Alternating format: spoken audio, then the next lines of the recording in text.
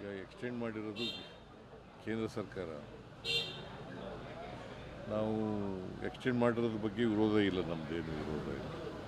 ಆದರೆ ಕೇಂದ್ರ ಸರ್ಕಾರ ಗೆಜೆಟ್ ನೋಟಿಫಿಕೇಷನ್ ಮಾಡಿಲ್ಲ. ಇವತ್ತಿನವರೆಗೆ ಗೆಜೆಟ್ ನೋಟಿಫಿಕೇಷನ್ ಮಾಡಿಲ್ಲ. ಸುಮಾರು 13 ವರ್ಷಗಳಾಗಿದೆ ಅದು. ಗೆಜೆಟ್ ಕಮಿಷನ್ನು ತೀರ್ಪು ಕೊಟ್ಟು ಇವತ್ತಿನವರೆಗೆ ಗೆಜೆಟ್ ನೋಟಿಫಿಕೇಷನ್ ಆಗಿಲ್ಲ. ಮತ್ತು ಪ್ರಶ್ನೆ ಇರ್ತಕ್ಕಂಥದ್ದು ಇಂಟರ್ಸ್ಟೇಟ್ ಡಿಸ್ಪ್ಯೂಟು ಆಂಧ್ರ ಮತ್ತು ತೆಲಂಗಾಣ ಅವ್ರಿಗಿರ್ತಕ್ಕಂಥದ್ದು. ನಮಗೇನು ಅಷ್ಟೊಂದು ನಮಗೆ ಏನು ತೀರ್ಪು ಕೊಟ್ಟಿದ್ದಾರೆ ಟ್ರಿಬ್ಯುನಲಲ್ಲಿ, ಆ ತೀರ್ಪಿಗೆ ಗೆಜೆಟ್ ನೋಟಿಫಿಕೇಷನ್ ಮಾಡಲಿಕ್ಕೆ ಯಾವುದೇ ಅಡೆತಡೆಗಳಿಲ್ಲ. ಅದನ್ನು ಮಾಡ್ತಾ ಇಲ್ಲ.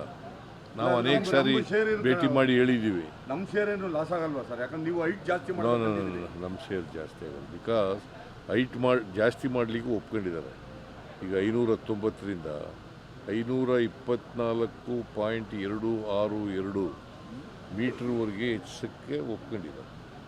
ಸರ್, ಈಗ RCBI ಕಾಲ್ತುಂಟು ಪ್ರಕರಣಕ್ಕೆ ಸಂಬಂಧಪಟ್ಟಂತೆ ಪುನಃ ಅವರು ವರದಿ ಕೊಟ್ಟಿದ್ದಾರೆ. ಅಂದರೆ ಪೊಲೀಸರದ್ದು ತಪ್ಪಾಗಿದೆ ಅನ್ನೋದು ಇಲ್ಲ, ಇನ್ನೂ ಚರ್ಚೆ ಆಗಿಲ್ಲ ಕ್ಯಾಬಿನೆಟ್ನಲ್ಲಿ.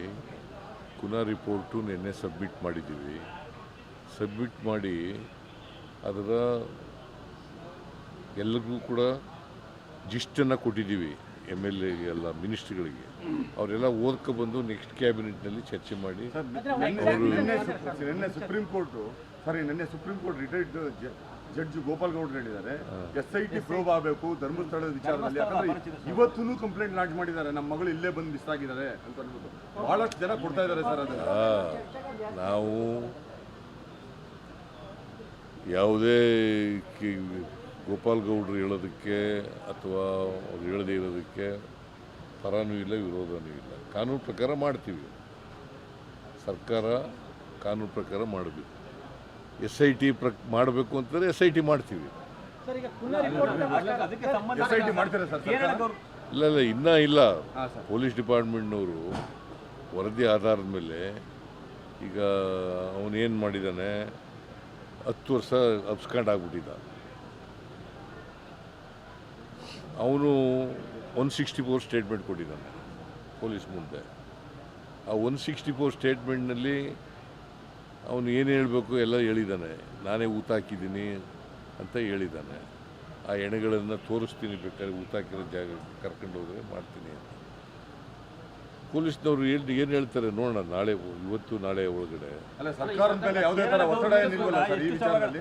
ಸರ್ಕಾರದ ಮೇಲೆ ಯಾವುದೇ ಒತ್ತಡ ಇಲ್ಲ. ಒತ್ತಡ ಹಾಕಿದ್ರೂ ನಾವು ಯಾರ ಮಾತು ಕೇಳಲ್ಲ, ಕಾನೂನು ರೀತಿಯೇ ಮಾಡ್ತೀವಿ. ಸರ್, ಈಗ ಕುಲ್ಲಾ ಅವರ ರಿಪೋರ್ಟ್ನಲ್ಲಿ ಯಾರು ತಪ್ಪಿದೆ ಅಂತ ಹೇಳಿದ್ದಾರೆ ಸರ್?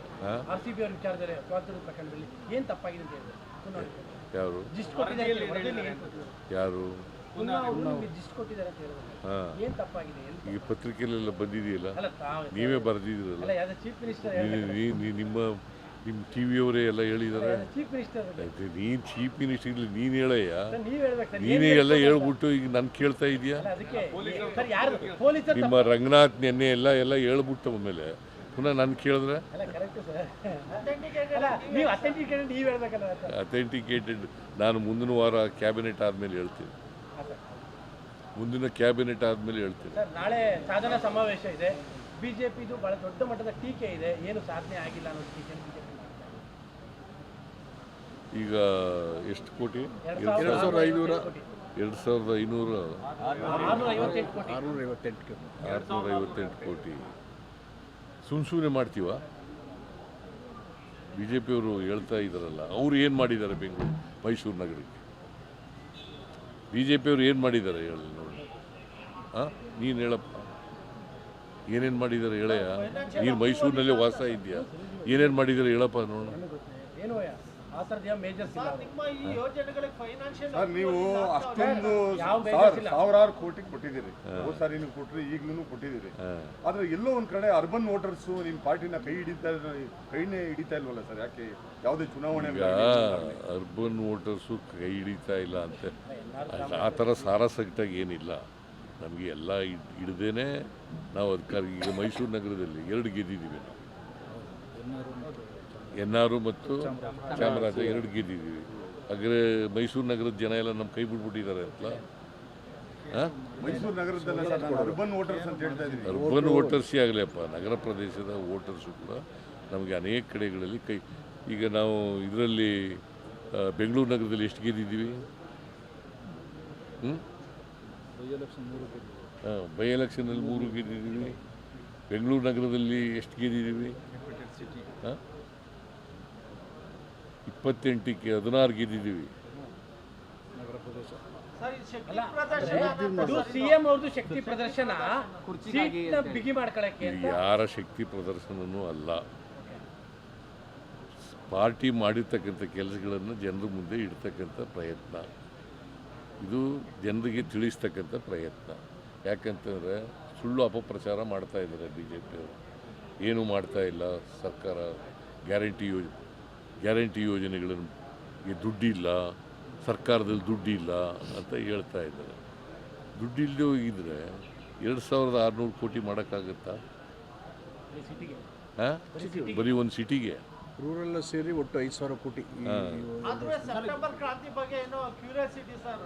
ಹಾಂ, ಸೆಪ್ಟೆಂಬರ್ ಕ್ರಾಂತಿ ಬಗ್ಗೆ ಕ್ಯೂರಿಯಾಸಿಟಿ ಜನರಿಗೆ. ಯಾವುದು? ಸೆಪ್ಟೆಂಬರ್ ಅಲ್ಲಿ ಕ್ರಾಂತಿ ಆಗುತ್ತೆ ಅವ್ರನ್ನೇ ಯಾರು ಹೇಳಿದ್ದಾರೆ ಅವ್ರಿಗೆ ಕೇಳಬೇಕು. ಪಾರ್ಟಿಯವರು ಹೇಳಿರೋದು.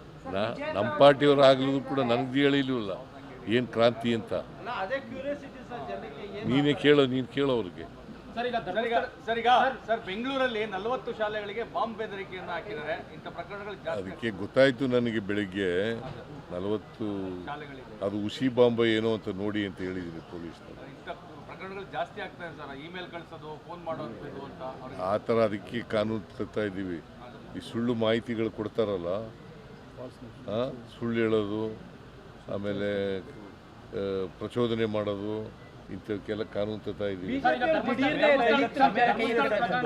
ಧರ್ಮಸ್ಥಳದ ಪ್ರಕರಣದಲ್ಲಿ ದೂರುದಾರನ ಬಂಧಿಸಬೇಕಾಯಿತು, ಮತ್ತೆ ಅವನು ಹೇಳಿದ ತಕ್ಷಣ ಕ್ರಮ ಜರುಗಿಸಬೇಕಾದ್ರೆ ಅದು ಯಾವ್ದು ಪೊಲೀಸ್ನವ್ರು ಮಾಡ್ತಾ ಇಲ್ಲ ಅಂತೇಳಿ ಗೋಪಾಲ್ ಗೌಡ್ರು ಹೇಳಿದ್ದಾರೆ ಸರ್.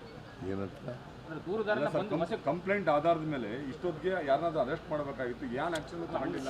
ಕಾನೂನು ರೀತಿ ಮಾಡಬೇಕಲ್ರಿ, ಕಾನೂನು ಬಿಟ್ಟು ಮಾಡೋಕ್ಕಾಗತ್ತಾ? ಎತ್ತೀತು ಅಂದ್ರೆ ಕೊಟ್ಟೆ ಕಟ್ಟು ಅಂತಾರದ. ನಮ್ಮಲ್ಲಿ ಎತ್ತಿ ಇಯಲ್ಲ, ಕರು ಹಾಕಲ್ಲ. ಅದು ಕರು ಎತ್ತೀತು ಅಂತ ಎತ್ತೀತು ಕೊಟ್ಟೆ ಕಟ್ಟಿ ಅಂತ ಕಟ್ಬಿಡೋದ? ಮಾಡ್ತೀವಿ, ಕಾನೂನು ರೀತಿ ಮಾಡ್ತೀವಿ. ಬಿಜೆಪಿ ಜಾಸ್ತಿ ಆಗ್ತದೆ. ಖರ್ಗೆ ಅವರ ವಿಚಾರದಲ್ಲಿ ಪ್ರಧಾನಮಂತ್ರಿ ಹೆಸರನ್ನು ಸೂಚಿಸಿ ಏನೋ ಅವ್ರು ಖರ್ಗೆ ಅವರು ಏನಾಗಿದ್ದಾರೆ? AICC ಪ್ರೆಸಿಡೆಂಟ್ ಆಗಿದ್ದಾರೆ. ಇವರು ಇದನ್ನು ಹೇಳ್ತಾ ಇರೋರು ಯಾರು? ಬಿಜೆಪಿಯವರು. ಬಿಜೆಪಿ ಅಲ್ಲ, ವಿಜೇಂದ್ರ. ಅವ್ರು ಬಿಟ್ಕೊಟ್ಬಿಡ್ಲಿ ಕಾಸ್ಟಿಗೆ ಅಧ್ಯಕ್ಷಗಿರಿನ. ರಾಷ್ಟ್ರಪತಿ ಮಾಡಿದೀವಿ. ಈಗ ಪ್ರಧಾನಮಂತ್ರಿ ಇದಾರಲ್ಲಪ್ಪ, ಅದನ್ನು ಶೆಡ್ಯೂಲ್ ಕಾಸ್ಟ್ ಕೊಡಲಿ. ನೀವು ಘೋಷಣೆ ಮಾಡಕ್ಕೆ ಹೇಳಿದ್ದೀರಾ ಸರ್? ನಮ್ಮಲ್ಲಿ ಎಲ್ಲರೂ ಆಗಿದ್ದಾರೆ. ಸುಪ್ರೀಂ AICC ಕಾಂಗ್ರೆಸ್ ಮಾತ್ರ ಸಂವಿಧಾನಬದ್ಧವಾಗಿ ಸಾಮಾಜಿಕ ನ್ಯಾಯಕ್ಕೆ ಬದ್ಧವಾಗಿರ್ತಕ್ಕಂಥದ್ದು.